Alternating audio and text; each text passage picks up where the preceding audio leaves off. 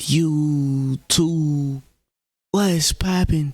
Today we're looking at serial killers who accidentally chose the wrong targets. Let's see what they talking about, man. The Cheetah Incident. In 1993, at a club in California, a demon prowled the venue. Unbeknownst to many, the Grim Sleeper, a man who'd ended the lives of 10 women, was searching for his next victim while everybody else was drinking and having fun. Wow. He noticed an African-American girl that seemed annoyed and upset, so he walked over to her to figure out what was wrong. The lady told him that she was invited out to play dominoes, but everybody there kept offering her drinks and telling her to club when she wasn't a drinker. It was extremely late, and she was tired and wanted to go home, so the Grim Sleeper pointed to his vehicle outside.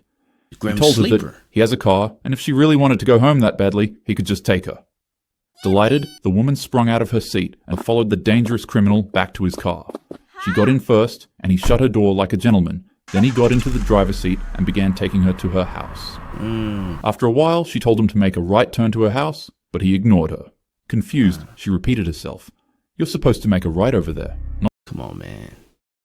And when I say this, I mean this with no disrespect to any victims, anybody that has faced this type of predicament, this type of trauma. Very saddened, but we got to make some smarter decisions. You know what I'm saying? Don't be getting in cars with random strangers that you met. Okay, if you find them attractive. First time you don't know this person, you ain't doing that, man. You ain't doing that. Do better, alright? Females out there, do better, do better, do better. Not a left. Realizing the Certain things could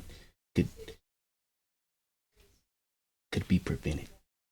criminal was no longer responding, the lady quickly went to open the door to get out of the car, but it was then that she finally realized that the door didn't have a handle on the inside. She was literally trapped in the car. Becoming filled with joy, the monster finally revealed his intentions to the woman, and as you could probably guess, they were horrible and evil. But there was only one problem with his plan. The woman he was talking to wasn't any ordinary person. The Grim Sleeper had accidentally trapped himself inside a car with the Cheetah, also known as the most dangerous woman in the world, a title that would be given to her just 1 year later as she'd go on to win the 1994 kickboxing championship. Oh, man. When she was young, she was ruthlessly bullied and chased around the town.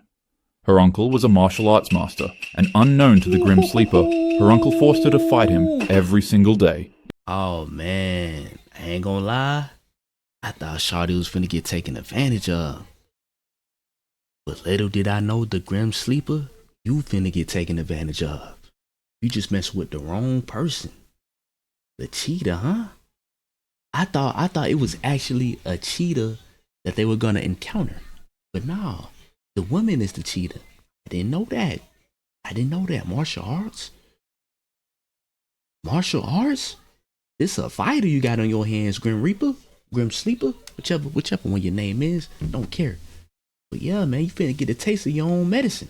I ain't gonna lie, I'm ready for this one. Hold on now. Just woke me up. In order to get her black belt. At the end of the day, whenever she finished practicing with her colleagues and got ready to leave, her uncle, also known as Master Quiet Storm, would lock the door with a key, and if she wanted to exit the dojo, she'd have to beat him in combat and forcefully pry the keys out of his hands. She did this every single day as a kid. As the criminal asked her to comply with his sick demands, she told him no. As you could guess, this angered the psychopath, so he swung at her with his full might. But immediately she blocked his punch and spun back with a devastating counterpunch, striking him straight in his face. "Oh, so you're a fighting type," he said as he smiled. The woman quickly jumped into the back seat of the van and he followed after her, which would go on to prove to be his worst mistake. Once he was trapped in the trunk of the van with the professional champion kickboxer, she unleashed a hellish attack on him. He tried to tackle her, but she grabbed his shirt and swung him around in the trunk of the van, smashing his head against the inside of the vehicle. Oh, man. She then flipped his shirt over his head while unloading a flurry of non-stop punches to his face, causing him to fall backwards on his butt. They gotta make a movie out of this, man. I ain't gonna lie, this so entertaining. To hear about this and visualize it, yo, I gotta meet the cheetah. I gotta meet her. At this point, the girl noticed that his pants were unbuckled and falling down, so while they were still in the trunk, she stomped on his chest and grabbed his, and pulled them so high that she thought she ripped them off of him. The Grim Sleeper shrieked like a banshee and began crying out in pain. he quickly gave her the keys to unlock the van and escape. Oh man, so the Grim Sleeper, huh? A serial killer chose the cheetah, aka a woman that does martial arts, as his next victim. But little did he know. She grabbed his balls. That's crazy. But before she left, while still pulling his royal jewels, she told him, "When I say no, it means no," before delivering a nasty right hook to the crying man, nearly knocking him out. She took the keys, unlocked the trunk of the van, and quickly escaped while throwing the keys away so that he couldn't follow her. Fredia Gibbs would go on to win her first championship after that year, officially titling her as the most dangerous woman alive. And years later, the Grim Sleeper would later be caught and arrested in 2010 because of an eaten pizza crust he left at a crime scene. Hold on, why did she get the cops involved? Why did she just let him go freely though? That's a question I gotta ask. You face to face with the Grim Sleeper, you make it out alive, you know what his face looked like, and you just let him walk free from you, the cheetah? No means no. Yeah, we get that message. That was special, but come on now. You gonna leave him free? When a bitch says no, she means no. And I walked in, bam! Oh, this her. The Night Stalker. In the summer of 1985, the city of Los Angeles became gripped by fear. Night after night, a mysterious intruder slipped silently into homes across Southern California. He struck in darkness, often entering through unlocked doors or open windows while families slept, and he did the absolute unthinkable to his targets. If there was a man in the house he broke into, he would immediately just end them, then he would attack and assault the man's family, often carving evil imagery into women and anybody else in the house, and then he would stab them until they perished. Victims described him as a thin, satanic man that had wild eyes and reeked of sweat and cigarettes. Police didn't know his name yet, but the media soon gave him one, the Night Stalker. This individual had 15 victims tied to his name. Hey man, that's why you need to, like I said, certain things you can't control, but have that alarm system. If you can afford one, have your alarm system on, you know what I'm saying? As you go to sleep. Just in case anybody try to break in, boom, that alarm go off. You already up, you know what I'm saying? Had that pistol right beside you. Yeah. Anybody try to break in, it's over with. It's wraps. No more stalker. No more of that. Put him to the side, you know what I'm saying? Yeah, to the waist. But oh man, RIP to, like I said, all the victims that have encountered all of this from serial killers, man. I just pray that nobody ever has to go through that again. Let's get back to the video. By all means, was a top priority to officers in the nearby counties. On August 31st, 1985, he casually strolled into a nearby convenience store to pick up a beverage because he was thirsty. And right next to the drink he was grabbing, he noticed a rack of newspapers that all had a wanted poster of his face on it. He immediately panicked and darted out of the doors looking for an individual to target and carjack so that he could leave the area. The criminal jumped into the car of a 28-year-old woman named Angelina. Without wasting a second, he began to punch her in the stomach and forcefully steal her car from her. What the Night Stalker failed to notice is that her neighbor was nearby watching it happen, and he also had huge balls. As the neighbor ran over to help Angelina, the Night Stalker told him to stay back and warned him that he had a gun. The 50-year-old neighbor called his bluff and ripped the scumbag right out of the car. And it was at this point that this man had realized that he'd chosen the absolute worst neighborhood to do a carjacking in, because he instantly found himself surrounded by a huge, angry mob. Everybody in the neighborhood knew who he was. They knew all of his crimes, and worst of all, they weren't police officers, so their idea of justice wasn't jail, it was death. The crowd of people beat him viciously. Angelina's husband ripped a steel rod out of a metal fence and began smashing his head with it, while another neighbor attacked him with a makeshift spear made out of barbecue equipment. Multiple people grabbed and tugged at him from different directions, beating him senselessly with anything they could find. Yo, this feel like They I'm beat him watching so a bad movie. that when police showed up, he began crying out, "I did it! It's me!" begging them to arrest him. Reports state that once he was arrested, he began speaking Spanish to himself, saying, "Thank goodness the police came and arrested me. I'm so lucky." When he was taken to the police station, a crowd of 500 people surrounded the building chanting, "Kill him," in unison. He would go on to receive 19 death sentences. However, he would pass away from cancer at 53 years old in 2013. Honestly, if I was the cop tasked with arresting him that day, I probably would have just driven around in circles and pretended like I couldn't find him so that he could spend some more time with the crowd of victims he had been terrorizing for the past year. Yeah. The Crash Act. Make them suffer. While most either don't know or just don't believe it, this man is a serial killer. Allegedly. He grew up in the Parkway Gardens, an area that would later on become named O Block, which is named after his close friend and mentor, I Odin, listen to his music. when he was murdered. A little later, Pontoon, another one of his friends, would pass away in the same way. And, I should probably mention that his father was also murdered when he was 11, but he still had a brother-like figure that he kept around as a close friend, White, except not really, because in 2012, White would pass away on Von's 18th birthday right in front of him at a gas station. It's important to note that it was this specific traumatic incident that caused him to become a serial killer, as after this moment, he would later on be connected to over 10 or 11 murders throughout his life, whilst also taking deep, nearly sociopathic pleasure in the lives he ended and putting it into his songs. Allegedly, of course. Nonetheless, he really did what he rapped about in his music, which is what caused him to develop contempt for another popular up-and-coming artist in his industry, Young Boy. Von took a lot of pride in the crimes he committed, especially since it was what eventually made him become popular and successful. Young Boy, in a lot of ways, is similar to Von, but Von didn't believe that he actually did any of the things he rapped about. So for him to see another artist getting more virality than him, when he believed he was a fraud, quietly upset him. And so, completely unprovoked, he'd go on to publicly say that Young Boy lies in his music online. You got cap in your raps. You got cap in your raps. Whoa, this is crazy, because I know about this, though. I know about this, wow. And I listen to both artists. Never thought I'd see them in a serial killer video, huh? This would start a pretty petty back and forth between the two young men. Von would begin flirting with the mother of Young Boy's kids. Young Boy would flirt with Von's ex, then they sent disses at each other, and blah blah blah. You get the gist. Despite the clear animosity between the two individuals, Von would go on to say that there was no bad blood between him and Young Boy at all, which would later on prove to be obviously untrue. On November 5th, 2020, he would get up, hop into his bulletproof Hellcat, and head out to a club to perform his show along with 8 other cars that were guarding and following him. At the club, despite everything seeming normal and fun at first, people close to Davon noticed that he seemed off. The man frequently mentioned paranoia and feeling like the spirits of the lives he ended were always watching him.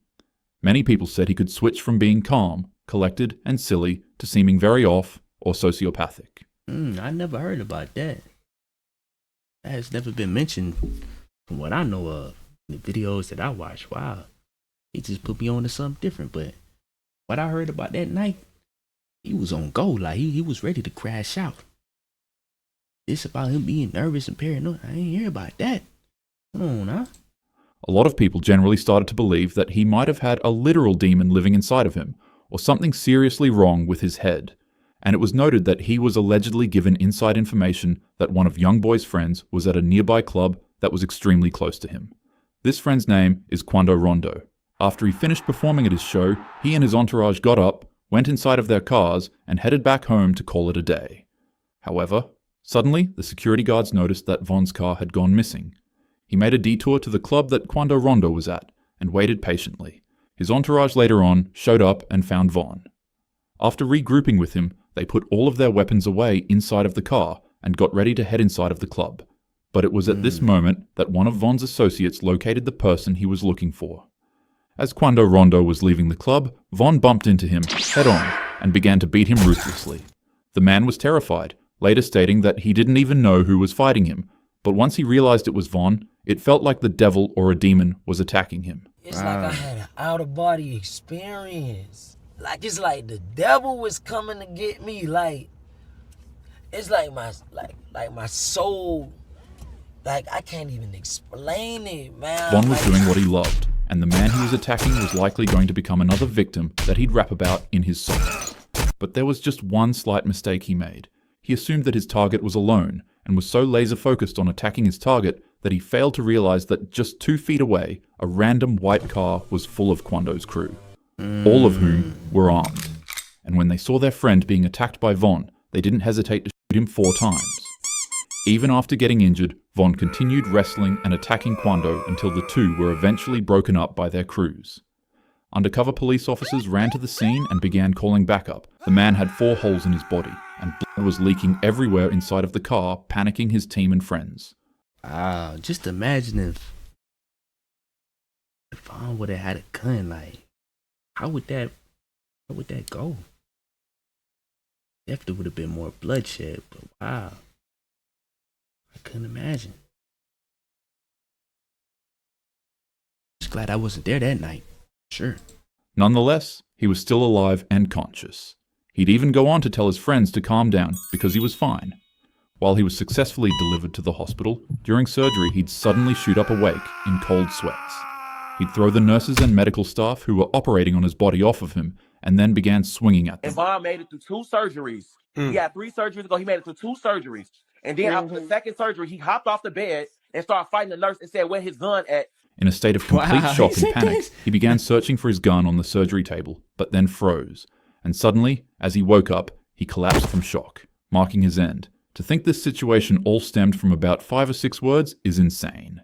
He's got pretty good music, though. So he spoon. actually woke up. He actually survived the attack, but he died out of shock. I never knew these details. Making me look bad because, I listened to abuse, but wow. It's crazy. I wasn't really a fan of his music. I just heard a couple of boppers, here and there. A couple songs with Dirt. I'm like, wow, this dude can actually rap. And then I learned about the murders and all of that, and it's just crazy to see. I ain't know he woke up though. I ain't know that. And the first thing he did when he woke up was, "Where's my gun?" I mean, that kind of speaks for itself. I don't even gotta say too much. Incident. A newbie walked into the prison earlier that week, and seeing that he was fresh meat, an atrocious criminal named William Roberts decided it was time to assert some dominance over him, since he seemed like the perfect target. It's unclear exactly what sick intentions William had in mind for the man when he approached him, but what is known is that when the two interacted, the monster began to boast and brag about the most heinous crimes he had committed in an attempt to put fear into the heart of the man and make him yield to his requests. He walked up to the man's seat where he was eating, then he set down his food tray and began eating beside him. "What are you in prison for?" he said. "Because I'll let you know that I'm practically allowed to do anything I want. I'm in prison for having my way with a 4-year-old, and look, I'm still here. So what about you? Are you here for car theft, insurance fraud, reckless driving?" After sitting and listening to William's monologue, the man calmly responded to his questions. "I'm a serial killer.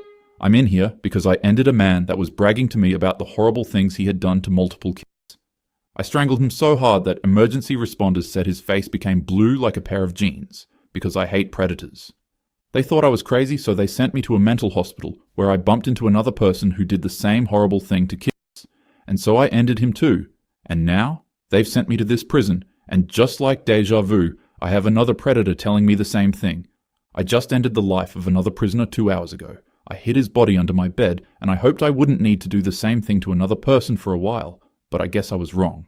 William Roberts just happened to choose the absolute worst person to brag to about his crimes. He was talking to Robert Maudsley, a serial killer specifically known for only targeting predators. Is this and he went to jail for this? Is this a bad guy? Let me know. Y'all consider this a bad guy? I mean, yeah, technically he is still a serial killer because he targets and kills, predators, but wouldn't this be a superhero in the newspapers? Dang, he went to jail for that. And in the blink of an eye, Maudsley grabbed the spoon off of his food tray and jammed it into William's face. He screamed horrifically, but Maudsley didn't stop there. He ruthlessly beat and continued to carve away at the man's face with his spoon. He stabbed him over and over again, and somehow nobody in the prison noticed what was happening at all. William screamed and pleaded for help until he couldn't anymore. After Maudsley was finished, he calmly walked over to a prison guard and told them that 2 prisoners would be missing from the roll call today. Extremely concerned with that ominous statement, the guards ran into Maudsley's prison cell and found the body of William and another prisoner. William's face was unrecognizable, but most horrifyingly of all, his brains were carved out of his skull with a spoon sticking out of it. The prison guards immediately believed that Maudsley must have cannibalized the man's brains, but he calmly denied the accusation and said something around the lines of, "No, I wouldn't do that, nor would I lie about it." The man would later on be placed inside of a glass box where he would go on to spend the rest of his life in solitary confinement. Most people in life are amazing to be around, but every once in a while there is a chance that you could bump into a psychopath, so always take precautions and always be prepared so that you too don't end up as a victim. Have a happy day. I don't lie, man. Whoever this person is that did this video did a phenomenal job. From start to finish, I was locked in, no lie. Great video. Great video. I learned a lot of things that I didn't even know about particular situations, and I don't know, man. Really like this video though. Good video. Let me know what y'all think about it though, man. Your boy Scotty Love. Just want to appreciate everybody for tuning in. And last but not least, I'm gone.